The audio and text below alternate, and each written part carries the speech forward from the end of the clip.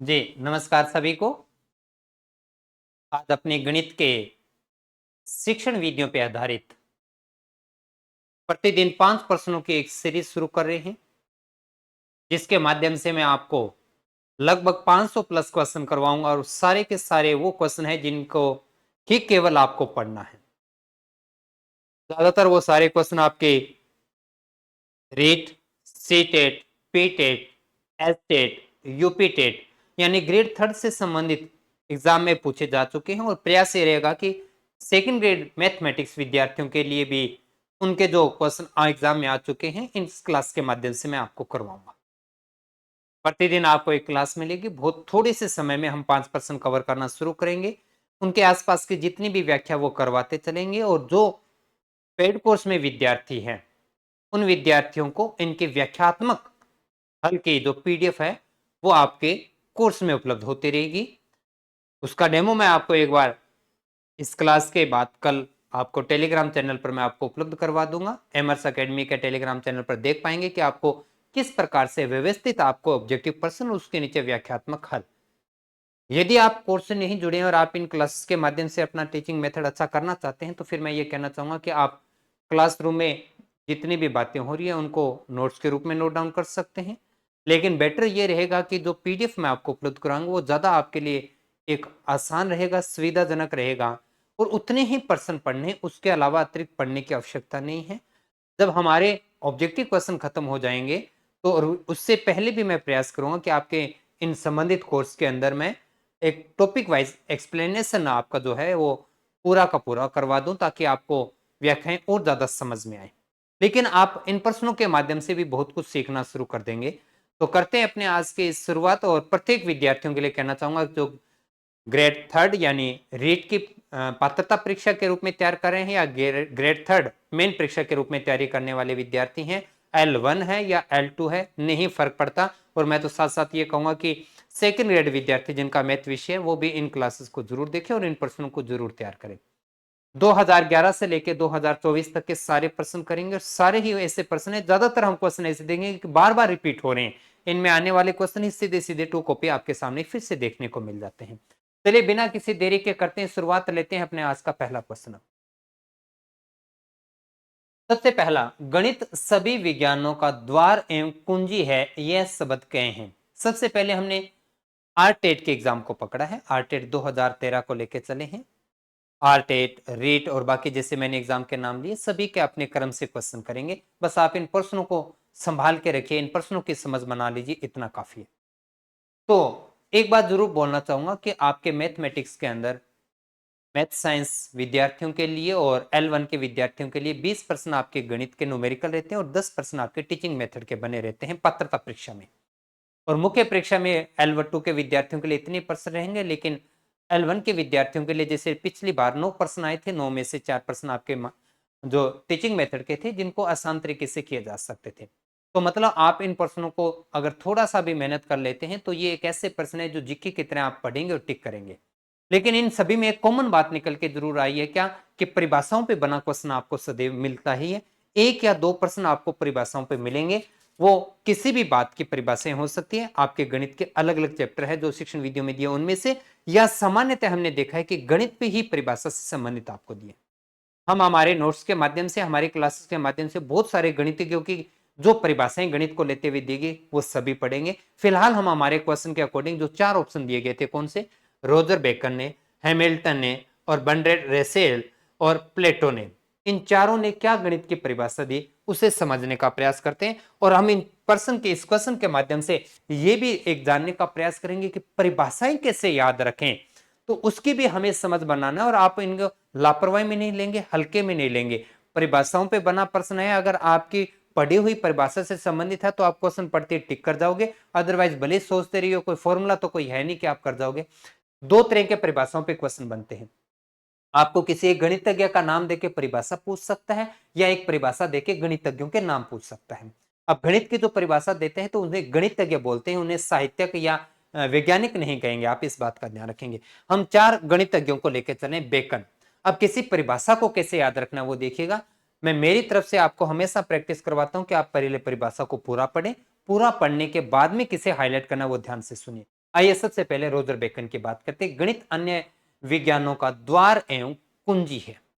तो जब हम रोजर बेकन का नाम लेंगे, आप एक शब्द में परिभाषा को रखना शुरू कर दीजिए। द्वार और कुंजी वर्ड जो आएगा वो सिर्फ और सिर्फ आप किसके लिए यूज करेंगे? आप यूज करेंगे रोजर बेकन के लिए। हालांकि हमारा क्वेश्चन हो चुका है, लेकिन बाकियों की परिभाषा कैसे याद रखें वो देखिएगा। सेकंड, हैमिल्टन क्या कहता है कि गुणवत्ता के बजाय मात्राओं और उनके संबंधों का अध्ययन है। गुणवत्ता मतलब आप उसके गुणों को व्याख्यान नहीं करते गणित के अंदर, आप क्वांटिटी यानी एक वैल्यू के बीच में कैलकुलेशन करते हैं, उनका संबंध बनाते हैं। तो यहां पर मात्राओं यानी क्वांटिटी के बारे में बात करते हैं, नंबर के बारे में आप बात कर सकते हैं, संख्याओं को। तो मात्राओं वर्ड जब भी आपको एक केवल अकेला वर्ड पकड़िए, मात्राओं या क्वांटिटी, ये वर्ड किसकी परिभाषा में हाईलाइट होगा? वो होगा हैमिल्टन के अंदर अपने। फिर बर्ट्रैंड रसेल, गणित एक ऐसा विषय है जिसमें हम यह भी नहीं जानते कि हम किसके बारे में बात करें और ना ही यह जान पाते कि हम जो कह रहे हैं वह सत्य है। यहां से मैं कहना चाहूंगा, देखो गणित हमारा विषय है, हम पढ़ रहे हैं। आप भी गणित पढ़ रहे हैं तो गणित के नेचुरल से बात आपको अच्छा लगता है तभी आप पढ़ रहे हैं। और आपके सामने आपके ही गणित की बुराई करने वाला एकमात्र गणितज्ञ आपको मिलेंगे और वो है बर्ट्रैंड रसेल।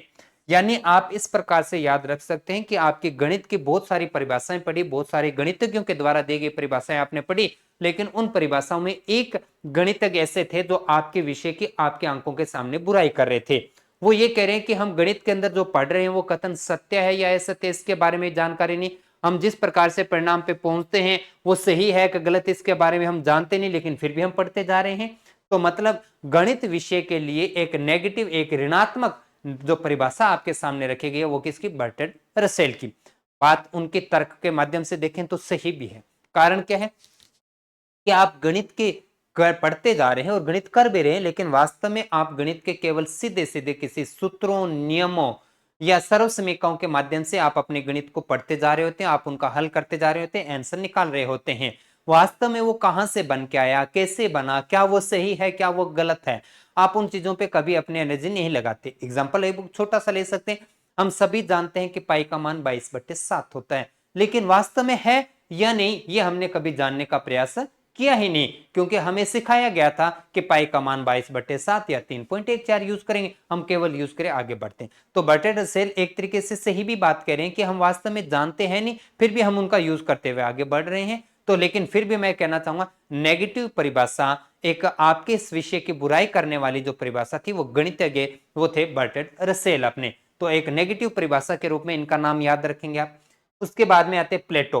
प्लेटो कहते हैं गणित एक ऐसा विषय जो मानसिक शक्तियों को प्रशिक्षित करने का अवसर प्रदान करता है तथा एक सुषुप्त आत्मा में चेतना व नवीन जागृति उत्पन्न करने का कौशल गणित ही प्रदान कर सकता है। यहां पर एक वर्ड अगर आपको हाईलाइट करना है तो आप यूज कीजिए सुषुप्त आत्मा अपने पास में। देखो कैसे याद रख सकते हैं प्लेटो को आप गणित के बारे में छोड़िए, आप अपने जो अध्ययन करते हैं, आप सभी विषय पढ़ रहे होते हैं, जीके पढ़ रहे होते हैं, लैंग्वेज पढ़ रहे होते हैं, साइको पढ़ रहे होते हैं, मैथ और साइंस भी पढ़ रहे होते हैं।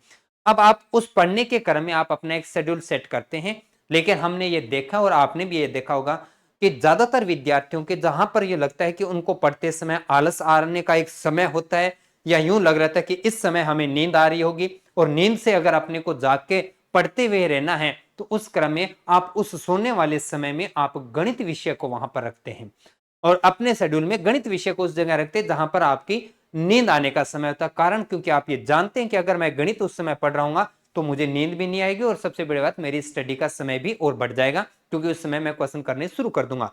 और गणित का आप क्वेश्चन करें, अगर एक भी क्वेश्चन आपको अटका तो आपकी नींद भी उड़ेगी और आपको ये तक नहीं पता चलेगा कि आप उस गणित को प्रश्नों को करते करते कब आपने 2 घंटे का समय आपने दे दिया।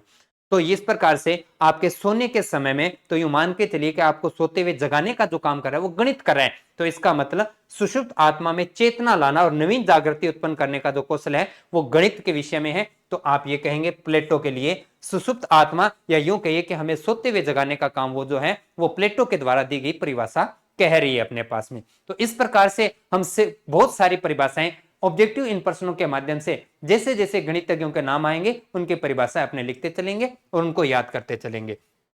चलिए अभी फिलहाल हमारा क्वेश्चन, गणित सभी विज्ञानों के द्वार और कुंजी है, यह शब्द कहते किसने कहे थे? तो आपका पहला ऑप्शन रोजर बेकन ने कहा था। तो आपका क्वेश्चन खत्म हुआ नंबर फर्स्ट। अब अगर याद था तो टिक करने में कितना समय लगा? नहीं तो बताइए कौन सा फॉर्मूला लगाना था हमें जिससे कोई एक नाम निकल के आ जाता, कभी संभव नहीं था। इसलिए परिभाषाएं पढ़ो और परिभाषा में बहुत सारी लिखवाऊंगा और उनको एक एक शब्द के साथ जोड़ के लिखना है, जिनको आप अपने नोट्स बनाते समय लिखते समय छोटे छोटे रूप में लिखना शुरू करें। एक तरफ गणितज्ञ का नाम, दूसरी तरफ उसके पूरी परिभाषा में से उठाया गया एक या दो शब्दों को साथ में लिखेंगे। उनको जब बार बार रीडिंग करोगे तो याद हो जाएगा।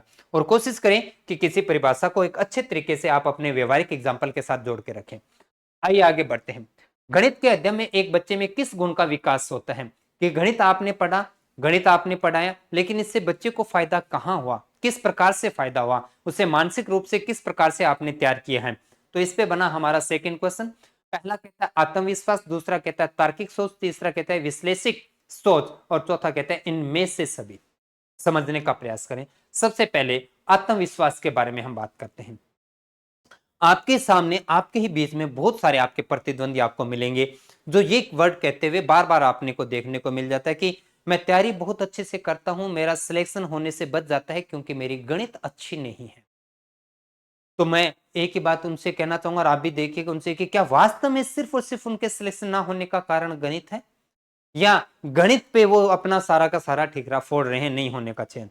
तो वास्तव में होता क्या है कि गणित उनको नहीं आ रहा होता या वो गणित में वास्तव में कमजोर होते हैं। इस गणित के कमजोर होने की वजह से उनका कॉन्फिडेंस कभी ऊपर आ ही नहीं पाता। उनको लगता है कि हमारा गणित नहीं आता, तो वो अपनी एक कहीं कमजोरी को साथ लेके बैठे रहते हैं और उस कमजोरी की वजह से उस एग्जाम सेंटर में अपना 100% दे नहीं पाते, क्योंकि उनको बार बार वो अपनी कमजोरी का याददाश्त में आती है या कहीं एहसास होता रहता है। तो वास्तव में अगर उसी एग्जाम में आप बैठे हैं और आपने गणित के 30 प्रश्नों को आपने बहुत शानदार तरीके से तैयार किया है और उस पेपर को जब आप करने बैठेंगे, नेचुरल सी बात है जो आपका रिजल्ट पहले था उससे कहीं ज्यादा आप होके आएगा, क्योंकि आपको पता है कि आप मेरे अंदर किसी प्रकार की कमजोरी नहीं है। और गणित वास्तव में ये कहता है, क्योंकि जब आपकी गणित अच्छी होती है, आप व्यवहारिक रूप में लेन देन की भी बात कर लीजिए। आप एक सब्जी वाले के पास में जाते हैं, एक सब्जी खरीदते हैं और आप उसके रेट पूछते हैं, लेकिन वास्तव में उस रेट की कैलकुलेशन आप कभी करते नहीं है।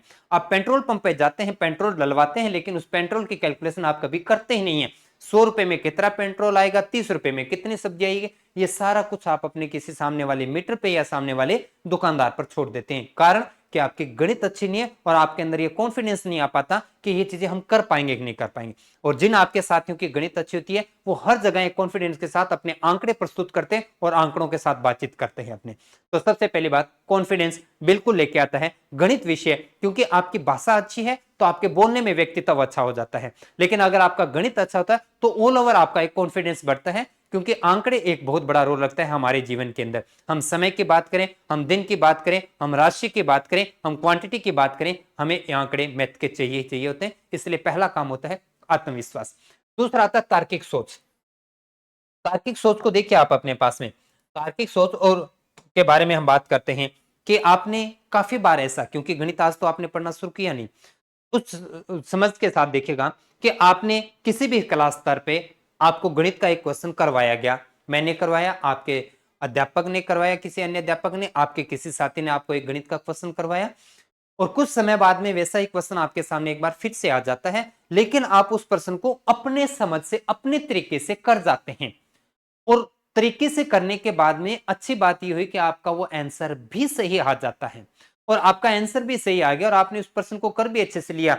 तो आपको क्या हुआ कि आपने एक अपनी समझ के साथ उस प्रश्न को हल किया। और आपने देखा होगा कि बहुत बार आप या आपका साथी क्वेश्चन पूछ रहे थे, सर जी मैं इस प्रश्न को ऐसे कर दूं तो ठीक रहेगा क्या? तो इसका मतलब वो मेरे बताने के तरीके से अलग हटके काम कर रहा है। और ये कैसे संभव हुआ? क्योंकि उसकी एक समझ बनी, उसकी तार्किक क्षमता बनी। और इसलिए आपने देखा होगा कि जिनका गणित विषय अच्छा होता है वो रीजनिंग भी अच्छा कर देते हैं, क्योंकि रीजनिंग सिर्फ एक तार्किक विषय होता है अपने पास में। तो तर्क करने की क्षमता जो है वो भी आपके पास में गणित के माध्यम से आता है। विश्लेषिक सोच अपने पास में, किसी भी आकृतियों को आप अलग अलग तरीके से आप उनको एक इकट्ठा कर लेते हैं, उन आंकड़ों को आप जोड़ के चलते हैं। तो यहां से विश्लेषण करने की, सोचने की क्षमता आप देखते हैं कि गणित के अंदर बहुत सारे आंकड़ों को आप एक जगह लाने के बाद में उसे कैलकुलेट करना होता है अपने पास में। एग्जांपल जैसे एक सरल ब्याज निकालना है, आपको मूलधन कहीं से ढूंढना पड़ेगा, आपको समय कहीं से निकालना पड़ेगा, दर कहीं से निकालना पड़ेगा, सब जगह एक जगह लेके आए, फिर आपने आंसर निकाल दिया। ज्यामिति के अंदर सबसे ज्यादा आप यूज करते हैं इस चीज का। तो यहाँ पर एक विश्लेषणात्मक सोच भी बनती है। तो आपका सही ऑप्शन कौन सा बना? डी, इनमें से सभी अपने पास में। चलिए आगे बढ़ते हैं अपने क्वेश्चन नंबर 3। प्राथमिक स्तर पर गणित का महत्व है। अच्छा क्वेश्चन है और आपको ध्यान रखना होगा कि अगर आपसे ये पूछ लिया जाता है कि प्राथमिक स्तर पर गणित का महत्व कैसा है, आप इसे रटने के बजाय अपने आसपास की चीजों को देखिए, अपने आप को देखिए, अपने घर के छोटे उस सदस्य को देखिए जो बिल्कुल अभी प्राथमिक स्तर पर गणित को पढ़ रहा है या किसी विषय को पढ़ रहा होता है। वास्तव में क्या होता है कि जब हम शुरुआत में नर्सरी, एलकेजी, यूकेजी किसी क्लास के अंदर जब विद्यार्थी को गणित सिखाने का प्रयास करते हैं, तो हम ये देखते हैं कि वो विद्यार्थी गणित सीखे, और उस गणित सीखने में आप सबसे पहले वास्तव में एक क्वेश्चन आपके बीच में आता है कि गणित में आप सबसे पहले किसका अध्ययन करवाते हैं? अंकों का करवाते हैं, संख्याओं का करवाते हैं कि प्रतीकों का करवाते हैं? तो 99% विद्यार्थी कहेंगे कि जी हम संख्याओं का अध्ययन करवाते हैं, जो कि सीधा सीधा गलत होता है। वास्तव में गणित में सबसे पहले अध्ययन जो करवाया जाता है वो प्रतीकों का करवाया जाता है।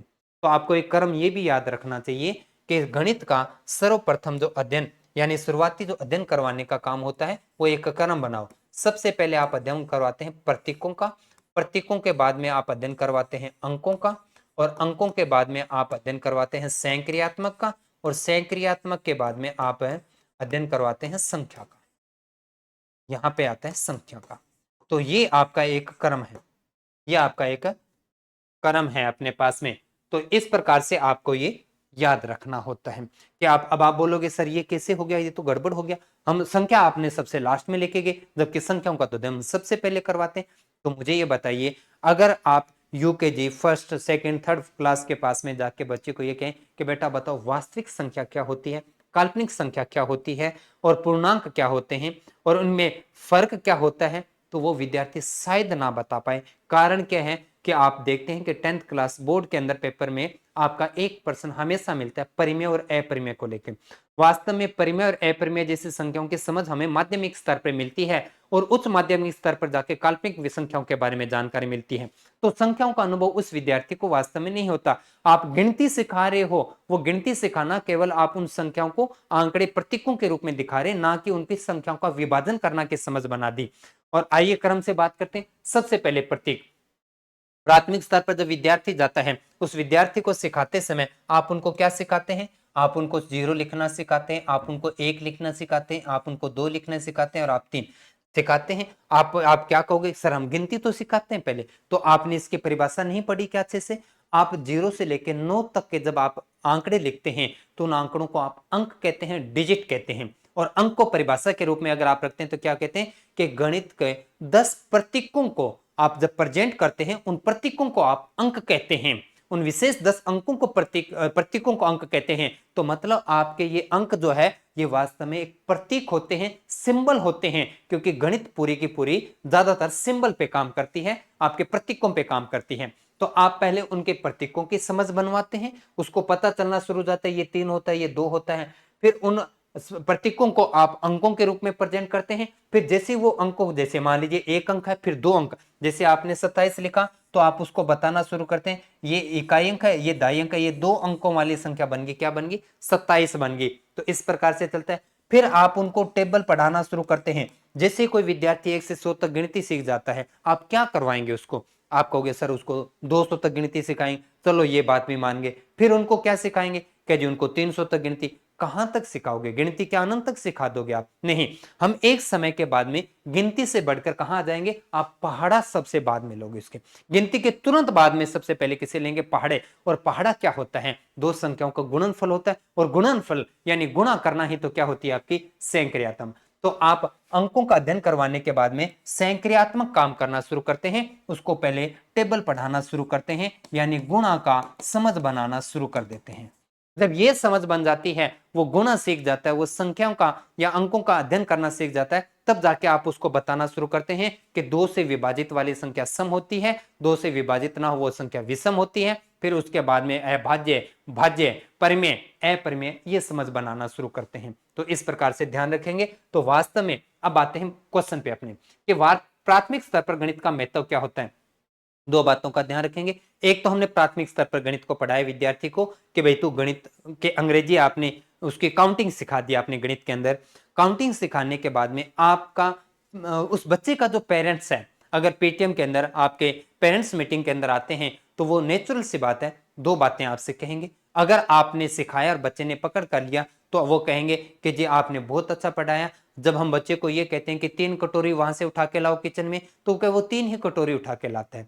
जब उसको हम कहते हैं कि 5 कटोरी उठा के लाए, 5 चम्मच उठा के लाए, तो वो 5 उठा के लाता है। तो वास्तव में वो आपने जो गणित सिखाई उसने व्यवहारिक रूप में उसको पकड़ा और उसकी समझ बनाई। लेकिन दूसरा पेरेंट्स ये भी कहता है कि जी आप क्या गणित सिखा रहे हो, इसको तो कुछ नहीं आता। हम 2 चम्मच मंगाते हैं, ये 5 उठा के ले आता है। हम 5 बोलते तो ये कहता है 5 कितना होता है। मतलब उसको 5 अंक तो दिखा दिया आपने, पर उस अंक की समझ नहीं बनाई आपने। तो ये हमारे पास में व्यवहारिक एक अनुभव हो जाता है। लेकिन यही बात आप थोड़ा सा आगे लेके चलें। 5वीं क्लास से निकलने के बाद में 8वीं बोर्ड की परीक्षा आ जाती है, 10वीं बोर्ड की परीक्षा आ जाती है, और फिर आप गणित पढ़ा रहे होते हैं। उस समय 10वीं क्लास की अगर हम जैसे बात करें तो आप त्रिकोणमिति सिखा रहे होंगे। अब त्रिकोणमिति को क्या आप उसको व्यवहारिक साइन कोस टेन के अंदर लाने का प्रयास करेंगे या उसे व्यवहारिक समझ बनाने का प्रयास करेंगे, तो ये शायद हमसे नहीं हो पाएगा। उस समय आप क्या करेंगे, उस समय उसके केवल एक समझ बनाएंगे कि भाई ये टेन होता है, ये कोट होता है, ये कोसेक होता है, और आपका और स्टूडेंट का एकमात्र टारगेट होता है कि उस बोर्ड परीक्षा में अधिकतम नंबर लेके आना। भले वो कैसे आए, हमारी गणित में समझ बनी है कि नहीं बनी, नंबर अधिकतम आना चाहिए। तो आप 2 प्रश्नों का जवाब हमेशा के लिए याद रखेंगे कि प्राथमिक स्तर पर गणित का जो मेथड रहता है वो सदैव और सदैव व्यवहारिक रहता है। लेकिन उसके बाद में माध्यमिक या उच्च प्राथमिक स्तर पर अगर अध्ययन पूछ लिया, मैं तो पूछ लिया, तो आपका जवाब क्या आएगा, मानसिक आएगा। क्योंकि आप केवल और केवल इसकी समझ विकसित कर रहे हैं, आप उसके नंबरों की तरफ देख रहे होते हैं, आप उसके नंबर ज्यादा लाने का प्रयास करते हैं, भले उसको व्यवहारिक रूप में उसका यूज करें या ना करें। तो आप कभी नहीं भूलेंगे इस प्रश्न में, और 2 प्रश्न आएंगे, दूसरा प्रश्न फिर मिलेगा आगे, और आगे गलती नहीं करेंगे, इस बात का ध्यान रखेंगे। ये हुआ क्वेश्चन नंबर 3 अपने। चलिए आगे बढ़ते हैं क्वेश्चन नंबर 4। सामान्य से विशिष्ट का सिद्धांत निम्न में से किसके प्रयोग होता है। हम गणित में देखो, ये एक अच्छी बात क्या है, गणित की शिक्षण विधियां, आप गणित के साथ साथ आप अपनी दोनों लैंग्वेज की शिक्षण विधियां पढ़ेंगे, आप साइंस की शिक्षण विधियां पढ़ेंगे, और जब वो सारी शिक्षण विधियां पढ़ेंगे तो प्रत्येक विषय की शिक्षण विधियों में पढ़ाने की विधियों के बारे में जब बात चल रही होगी, आप सामान्य ये नाम वहां पर फिर पढ़ेंगे, या तो पढ़े हुए होंगे या पढ़ेंगे आप। होता क्या है कि आप आगमन, निगमन, विश्लेषण, संश्लेषण, प्रयोगात्मक, मौखिक, ऐसे बहुत सारी विधियों के माध्यम से आप अपना अध्यापन पूरा करवाते हैं। क्योंकि आप देखते हैं कि आप बीएड धारी, बीएसएस धारी है, तो ये बात आपको सिखाई गई कि हम पढ़ाते समय किसी प्रकार की कुछ हेल्पिंग चीजें करते हैं, कुछ तरीका बनाते हैं, उनको ही विधियां कहते हैं, और विधियों में हम अलग अलग काम करते हैं। सामान्य हम विधियों को बहुत अच्छे तरीके से मैं समझाता हूं आपको, अलग अलग विधियां लेके चलते हैं, उन अलग अलग विधियों के पहले परिभाषा, उन विधियों पे एग्जाम्पल को जब तक हम नहीं पढ़ेंगे तब तक चीजें समझ में नहीं आती। तो वो तो अभी समय नहीं है, हम ऑब्जेक्टिव क्वेश्चन कर रहे हैं। ये बातें जब अपनी थ्योरेटिकल चल रही होगी, बहुत अच्छे से एक्सप्लेन करूंगा मैं आपको, और आपको उदाहरण के साथ में ये चीजें समझ में आएगी। लेकिन एक बात जरूर बोलना चाहूंगा, जो भी विधि आप पढ़ रहे हो, मेरे से पढ़ रहे हो, अपने आप पढ़ रहे हो, अगर आप नोट्स बना रहे हो, उन सभी विधियों के सूत्र आप अपनी कॉपी पे जरूर नोट कर करके रखें, क्योंकि सूत्रों पे बना क्वेश्चन सदैव और सदैव मिलता है। और अच्छी बात क्या है, वो सूत्र सभी में एक जैसा होता है। जैसे ज्ञात से अज्ञात चलना, सामान्य से विशिष्ट की ओर चलना, तो इस प्रकार के जो सूत्र होते हैं वो सभी में काम करते हैं, और आपको प्रत्येक विधि के अलग अलग सूत्र दिए जाते हैं। यहां से पूछा गया सामान्य से विशिष्ट की ओर, अपने पास में बहुत आसान सा तरीका है। आपके पास में एक सामान्य, देखो आप किसी भी प्रश्न को करें, सरल ब्याज को एक एग्जांपल लेके चलते हैं। आपने मूलधन, समय और दर लेके आपने ब्याज प्राप्त करना था। आप कैसे प्राप्त करेंगे ब्याज? क्या जी आप कहते हैं सर जी हमें पता है क्या, साधारण ब्याज का फॉर्मूला है मूलधन इंटू समय इंटू दर बट्टे में 100, हम रिजल्ट प्राप्त कर लेंगे। चलो बहुत अच्छी बात है। हमने थोड़े समय बाद में एक बेलन को रखा आपके सामने, बेलन के अंदर मैंने पूछा कि जी इसका आयतन आपको प्राप्त करना है, तो आप बोलेंगे ठीक है सर हम प्राप्त कर लेते हैं आयतन। आप बताओ बेलन की त्रिज्या कितनी है, आप बताओ बेलन की ऊंचाई कितनी है। तो फिर मैंने जब त्रिज्या और ऊंचाई बता दी, तो आपने क्या किया कि जी आपने अपना फॉर्मूला लगाया। कौन सा फॉर्मूला लगाया? पाई आर स्क्वायर एच अपने। लेकिन उसी में ही आप देखते हैं कि क्षेत्रमिति के अंदर आपने सीधा फॉर्मूला यूज किया, वैल्यू पुट की, रिजल्ट निकाल के सामने रख दिया। मतलब ये होता है कि एक सामान्य से आप किसी चीजों पे डिपेंड रहते हैं और उनका यूज करते हुए किसी पर्सन की विशेषता को आप बताना शुरू कर देते हैं। तो इस प्रकार की विधि पे जो काम करता है वो विधि आपके सामने कौन सी होती है? निगमन विधि, जो कि सूत्रों पर आधारित विधि होती है। आगमन विधि आपकी एक समझ बनाती है। आगमन विधि के माध्यम से पहले आप उदाहरण लेते हैं और उदाहरणों के माध्यम से सूत्र बनाते हैं। जब आप उन बहुत सारे उदाहरणों को लेते हैं तो विद्यार्थी अपनी समझ के साथ एक नियम बनाता है, उस नियम पे काम करना शुरू करते हैं। लेकिन निगमन विधि में आप नियम या सूत्र विद्यार्थी को सबसे पहले बताते हैं, रटवाते हैं, और उसके बाद में वो अपना काम करना शुरू करता है। तो आपका सामान्य से विशिष्ट की ओर, तो आपको मैंने एक विशेष बात बताई जो ध्यान रखेंगे आप, कि आपको तो मैं तो सब चीजें उपलब्ध करवाने ही वाला हूं, आपके इनका पीडीएफ देखोगे, आपके पेड कोर्स के अंदर ये क्लास लिंक लगा होगा और इसके सामने इसकी पीडीएफ लगी होगी। उस पीडीएफ को आप प्रिंट आउट निकाल पाएंगे। बोर्ड पैनल की तो आवश्यकता है नहीं, क्योंकि ऑप्शन नहीं तो टिक किया और मैंने क्या किया, लेकिन इसका जो पीडीएफ है वो सभी प्रश्नों की बहुत अच्छी शानदार व्याख्या, जिसका मैंने कहा एक डेमो मैं आपको टेलीग्राम चैनल पर जरूर दिखाऊंगा। और आप बोलोगे सर इस प्रकार से अगर सारे क्वेश्चन मिल गए, हमें कुछ और पढ़ने की आवश्यकता नहीं, और वास्तव में कुछ और नहीं पढ़ना। इतनी सारी क्वांटिटी में ऑब्जेक्टिव प्रश्न और इतनी सारी व्याख्या के साथ बहुत शानदार तरीके से आपको किसी भी मार्केट की बुक में नहीं मिलेगा, और एक साथ सारे प्रश्न यूट्यूब पर तो मिलना संभव है ही नहीं आपके लिए।